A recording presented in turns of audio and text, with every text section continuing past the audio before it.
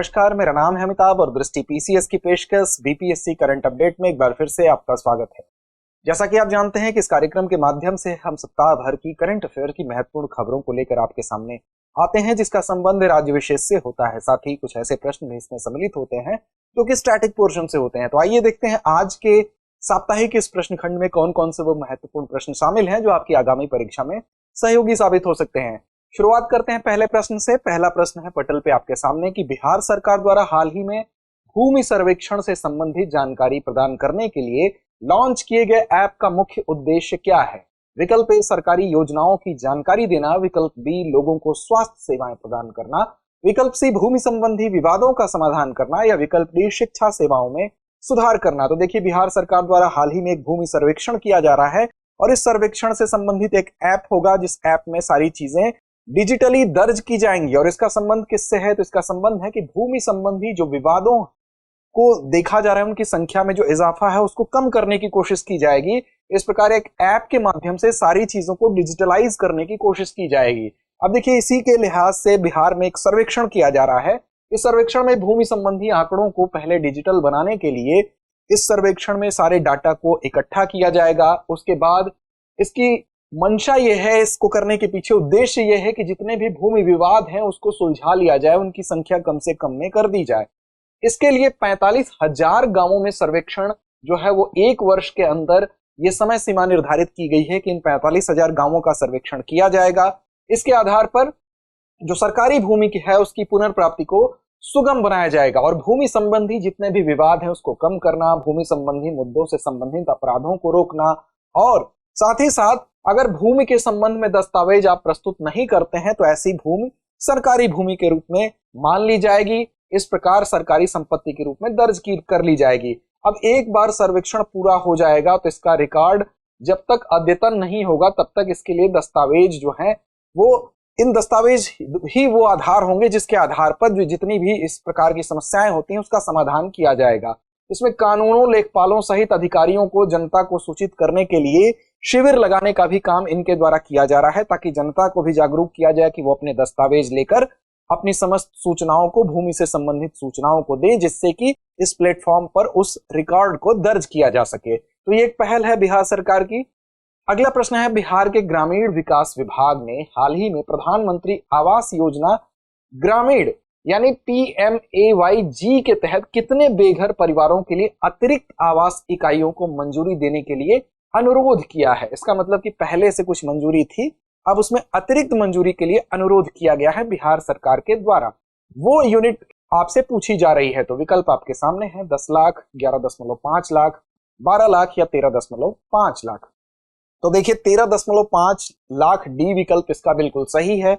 व्याख्या पक्ष को देख लेते हैं। तो देखिए, प्रधानमंत्री आवास योजना ग्रामीण अर्थात PMAYG के तहत जो लंबित स्वीकृत इकाइयां थी उसमें लगभग 98.94% का निर्माण पूरा हो चुका है। साथ ही साथ इसमें जो राज्य के ग्रामीण विकास विभाग अर्थात RDD ने बेघर परिवारों के लिए 13.5 लाख अतिरिक्त इकाइयों को मंजूरी देने का अनुरोध भी किया है ताकि इतने घर हमें बनाने के, इतनी यूनिट और बनाने की हमें परमिशन प्रदान की जाए। RDD ने 2016-17 से 2023-24 की अवधि के दौरान PMAY अर्थात प्रधानमंत्री आवास योजना ग्रामीण के तहत जो स्वीकृत कुल 37 लाख इकाइयों में से 36.64 लाख आवास इकाइयों का निर्माण किया है। वर्ष 2022 तक सभी के लिए आवास का उद्देश्य ऐसा लक्ष्य रखा गया था। इसी लक्ष्य के तहत काम किया जा रहा है। इसको प्राप्त करने के लिए ये कार्य किया गया। पूर्ववर्ती ग्रामीण आवास योजना जो थी, इंदिरा आवास योजना को 1 अप्रैल 2016 से केंद्र प्रायोजित योजना के रूप में प्रधानमंत्री आवास योजना ग्रामीण में पुनर्गठित किया गया था। इस तथ्य को भी आप याद रखेंगे। अगला प्रश्न है, राष्ट्रीय शिक्षक पुरस्कार 2024 के लिए हाल ही में बिहार से किन 2 शिक्षकों को चयनित किया गया है? किन 2 शिक्षकों को चयन किया गया है? किसके लिए? राष्ट्रीय शिक्षक पुरस्कार 2024 के लिए। विकल्प आपके सामने है। ए है राकेश कुमार सिंह और अंजलि शर्मा, बी सिकेंद्र कुमार सुमन और डॉक्टर मीना कुमारी, सी सुरेश प्रसाद और रेखा कुमारी या पंकज कुमार और सुमन देवी। इसका सही विकल्प क्या है? सही विकल्प है विकल्प बी, सिकेंद्र कुमार सुमन और डॉक्टर मीना कुमारी। इन 2 लोगों को चयनित किया गया है इस पुरस्कार के लिए। कौन पुरस्कार देगा? तो केंद्रीय शिक्षा मंत्रालय द्वारा राष्ट्रीय शिक्षक पुरस्कार 2024 के लिए इन लोगों का चयन हुआ है, जिनका नाम सिकेंद्र कुमार सुमन और डॉक्टर मीना कुमारी क्रमशः है। सिकेंद्र कुमार सुमन की अगर बात करें तो ये कैमूर जिले के तरहनी न्यू प्राइमरी स्कूल के प्रभारी प्रधानाध्यापक हैं, और डॉक्टर मीना कुमारी की अगर बात करें तो मधुबनी जिले की Shiv Ganga girls high school में ये शिक्षिका है। अब दिल्ली के विज्ञान भवन में शिक्षक दिवस का वो अवसर होगा जबकि राष्ट्रपति द्रौपदी मुर्मू द्वारा इनको सम्मानित किया जाएगा। शिक्षक दिवस कब मनाया जाता है कमेंट बॉक्स में कमेंट करके जरूर बताएं। इसी अवसर पर इनको यह सम्मान प्राप्त होगा। अब यह पुरस्कार शिक्षा के क्षेत्र में ऐसे लोगों को दिया जाता है जो उत्कृष्ट योगदान देते हैं अपने टीचिंग के माध्यम से, अपने शिक्षण के माध्यम से। ऐसे शिक्षकों को यह प्रदान किया जाता है। इसके अंतर्गत 50,000 रुपए की नकद राशि पुरस्कार स्वरूप दी जाती है, एक रजत पदक दिया जाता है और एक प्रशस्ति पत्र इसके संग प्रदान किया जाता है। और इसके लिए अगर हम देश भर से कहें तो 50 ऐसे शिक्षकों को चयनित किया गया है जिनको कि ये सम्मान शिक्षक दिवस के अवसर पर प्रदान किया जाएगा। अगला प्रश्न आपके सामने है कि बिहार वक्फ बोर्ड, ध्यान देंगे, ने हाल ही में किस गांव के ग्रामीणों को जमीन खाली करने का नोटिस भेजा है। पूरी की पूरी गांव को ही नोटिस दिया गया है इसको खाली करने के लिए, इसलिए चर्चा में है। सासाराम, गोविंदपुर, भोजपुर, नालंदा। तो इसका सही विकल्प क्या है? सही विकल्प आपका विकल्प बी है, गोविंदपुर। देखिए, गोविंदपुर को हाल ही में बिहार वक्फ बोर्ड ने गोविंदपुर गांव को, इन ग्रामीणों को नोटिस भेजकर ये कहा है कि 30 दिनों के भीतर आप जमीन को खाली कर दें। इसका मुख्य बिंदु क्या है उसको देखते हैं। तो भूस्वामियों द्वारा पटना उच्च न्यायालय में याचिका दायर की गई थी। इस उच्च न्यायालय ने इस मामले में कहा कि यह भूमि वर्ष 1910 से जो याचिका करता थे उनके वंशजों के नाम पर है। अब देखिए, अगर बात करें तो इसी सिलसिले में अभी हाल ही में आपने देखा होगा अगस्त 2024 में संसद में वक्फ संशोधन विधेयक 2024 भी प्रस्तुत किया गया था। इसके माध्यम से भी वक्फ बोर्ड चर्चा में रहा है। क्या होता है वक्फ बोर्ड? तो एक कानूनी इकाई होती है जो कि संपत्ति अर्जित करने, रखने, हस्तांतरित करने में सक्षम होती है और ये न्यायालय में मुकदमा कर सकती है, उस पर मुकदमा चलाया जा सकता है, इसके पास ये अधिकार होता है। वक्फ संपत्तियों का ये प्रबंधन करती है, जो खोई हुई संपत्ति होती है उसको वापस प्राप्त करती है, उसकी बिक्री कर सकती है। उपहार, बंधक, ऋण या गिरवी, कर्ज, विनिमय या पट्टे के माध्यम से जो अचल वक्फ संपत्तियां होती है उसके हस्तांतरण को मंजूरी देने का काम ये वक्फ बोर्ड करता है। तो ये आप इसके बारे में प्राथमिक जानकारी रखेंगे। अगला प्रश्न आपके सामने है कि बिहार दिवस कब मनाया जाता है? 14 अप्रैल, 22 मार्च, 15 अगस्त या 26 जनवरी।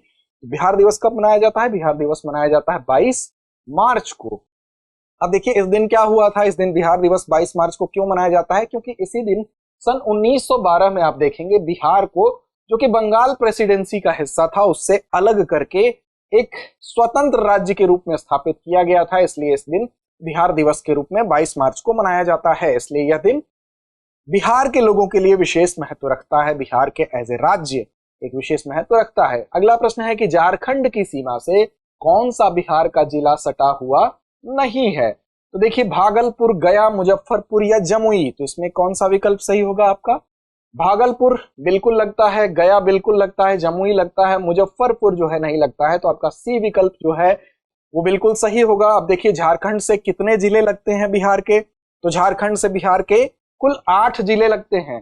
कौन कौन से 8 जिले हैं? तो आप यहां से देखना शुरू करिए। देखिए, सबसे पहले कटिहार की सीमा लगती है, फिर भागलपुर की लगती है, बांका की लगती है, जमुई की लगती है, नवादा की लगती है, फिर गया की लगती है, औरंगाबाद की लगती है, रोहतास की भी लगती है और साथ साथ कटिहार यहाँ शुरू में ही मैंने आपको बताया इसकी सीमा लगती है। तो कुल 8 ये ऐसे जिले हैं जिसकी सीमा नीचे जो झारखंड राज्य है उससे लगती है। तो इसका फिलहाल उत्तर मुजफ्फरपुर था, मुजफ्फरपुर की सीमा नहीं लगती है।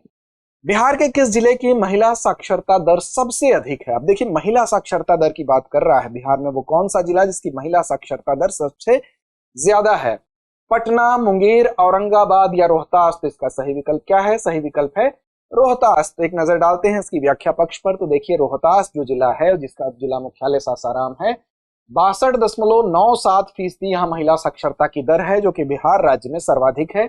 इसके बाद मुंगेर का स्थान आता है 62.08%, दूसरे स्थान पर। फिर पटना आता है 61.96% तीसरे स्थान पर। औरंगाबाद 59.71% चौथे स्थान पर। और न्यूनतम महिला साक्षरता दर की जहां तक बात है तो आप देखिए, इसमें सहरसा आता है 41.68%। इसके बाद क्रमशः मधेपुरा, पूर्णिया और सीतामढ़ी आते हैं जो न्यूनतम में महिला साक्षरता में अपना स्थान रखते हैं। अगला प्रश्न है, मधुबनी चित्रकला में सबसे अधिक किसका प्रयोग किया जाता है? जल रंग का, प्राकृतिक रंग का, तेल रंग का या एक्रेलिक रंग का? तो इसका सही विकल्प क्या है? तो देखिए, जो मधुबनी चित्रकला होती है उसमें सर्वाधिक प्रयोग किसका होता है? तो प्राकृतिक रंगों का प्रयोग किया जाता है। तो इसका बी विकल्प आपका बिल्कुल सही होगा। प्राकृतिक रंग अर्थात जो प्रकृति से प्राप्त किए जाते हैं, प्रकृति से बनाए जाते हैं। जैसे गोबर से भी रंग बनाया जाता है, व्हाइट कलर जो होता है, सफेद रंग जो होता है वो चावल से बनाया जाता है। इसी प्रकार जो फूलों की पत्तियां होती हैं उससे भी रंग बनाया जाता है। तो प्राकृतिक स्रोतों से जो रंग प्राप्त बनाए जाते हैं उसका प्रयोग इस मधुबनी चित्रकला में किया जाता है।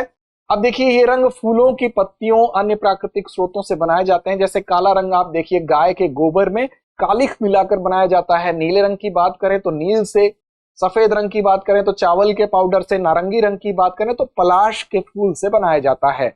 मधुबनी चित्रकला आप जानते हैं इसका विशिष्ट महत्व है, क्योंकि इसकी उत्पत्ति बिहार के मिथिला क्षेत्र में हुई थी, इसलिए इसको मिथिला या मधुबनी कला दोनों ही नामों से जाना जाता है।